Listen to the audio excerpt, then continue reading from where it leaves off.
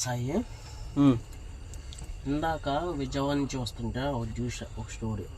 Story ఏం కాదు, రియల్గా జరిగింది. ఏంటంటే ఒక లారీ వస్తుంది, కార్ వస్తుంది.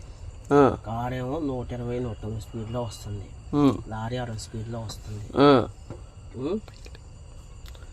60 స్పీడ్లో వస్తుంది.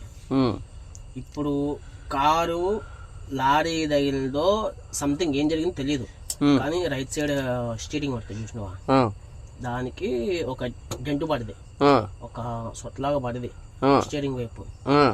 వాడు కారు తీసుకొచ్చి అడ్డంగా ఆపిండు. దాంట్లో తప్పెవరిది? ఏది జరిగినా సరే లారీ ఓడితే తప్పు అంటారు. లారీ ఓడి తప్పు ఎందుకంటారు? ఎందుకంటే అది చిన్న బండి, ఇది పెద్ద బండి. పెద్ద బండి ఓకే, ఇప్పుడు వాడు కట్టిగా వస్తారు, కారు కట్ చేసే విధానంలో వాడితే. అవును, ఏది జరిగినా సరే లారీ ఓడి ఏంటంటే ఇప్పుడు వెనక ముందు చూసుకొని అటు ఇటు కట్ చేస్తారు.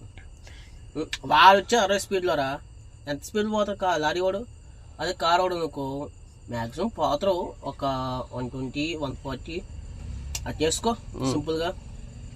ఇప్పుడు తప్పు వాడిదైనా కానీ వీడి మీద లేపి కారాజ్యం పెట్టి వాడితో గొడవ పడ్డారా? అసలు ఏంది, అసలు ఇటు పోతుంది ఏంది సమాజం అని చెప్పి అర్థం కాదు నాకు. సమాజం అంతా కుంపతొట్టులోకి వెళ్తుంది, తెలుసుకోవాలి. రాజ్యాలు తెలియని ఏం చెప్తాం. వదిలేసి